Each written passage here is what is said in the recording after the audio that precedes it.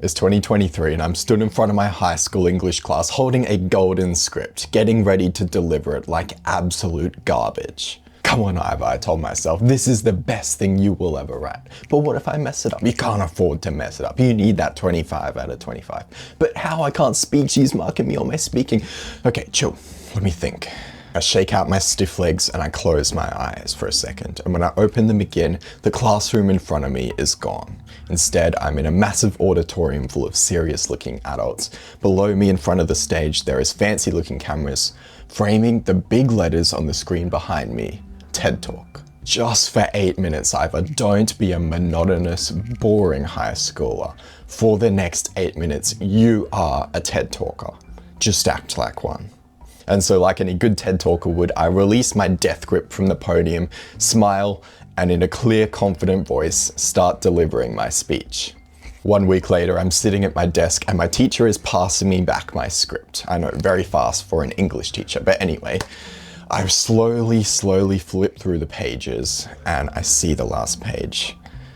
And I let out a fast sigh of relief because I got a 25 out of 25. You see, I larped my way to full marks on that assessment, and for the last year or so, I have been larping my way to fun, interesting conversations that help me connect with people. And here is my exact method for how I do it, why I do it, and what not to do. LARPing, for anyone who doesn't know, is live action role playing, which is basically just pretending to be someone else or being a poser when you're not that person, but you want to be like them. So how that actually applies in the context of conversation is that you're basically just going to take certain behaviors from other people and do those behaviors. And so instead of trying to apply all this abstract advice, like ask more questions and stuff, you've got very strict, easy to follow guidelines on what to do because you're just using these past examples you've copied from other people.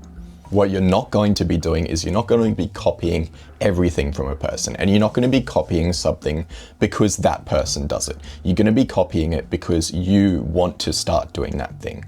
You're kind of just doing the things that you want to do in conversation that you haven't been doing, and you're using other people as inspiration to do that. So what you might do, for example, you might have a conversation with someone and you might have been really impressed by one thing they did. And so you would write down like, what was one thing they did? Maybe they complimented me at one point. I want to do that. It made me feel good.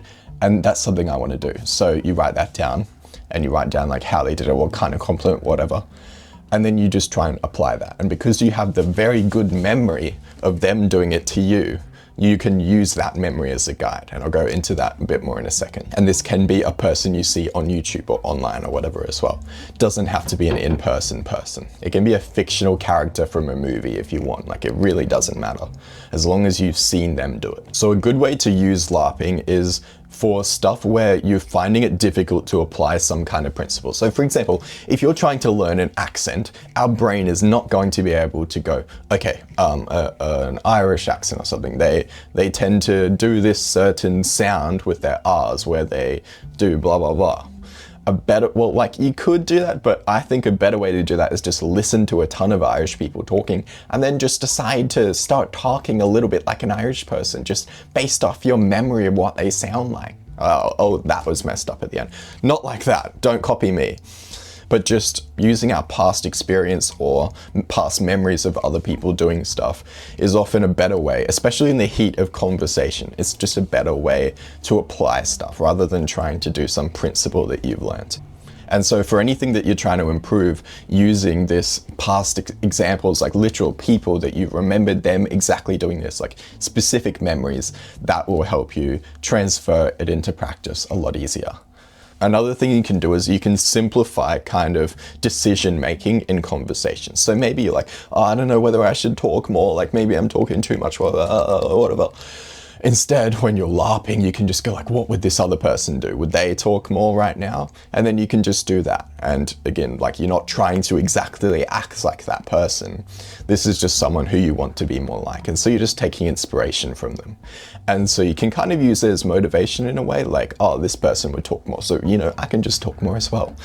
You can also use it as kind of Like, if this other person can talk this much, why can't I? Like, is there really that much of a difference? And maybe you aren't as good at talking. Maybe people don't like you as much. Well, the way to get better at that is by talking. And so either way, your best option is to talk more. So acting like other people in this way when it comes to talking more, or maybe saying more jokes, being more funny, telling more compliments, all that stuff, it's always going to be better to do that stuff. As long as it's like, especially because this is all like nice stuff to do for the other person. It's not like you're, you know, being mean to the other person or anything. So it's always going to work out okay. It may just be slightly awkward, worst case scenario, which is fine.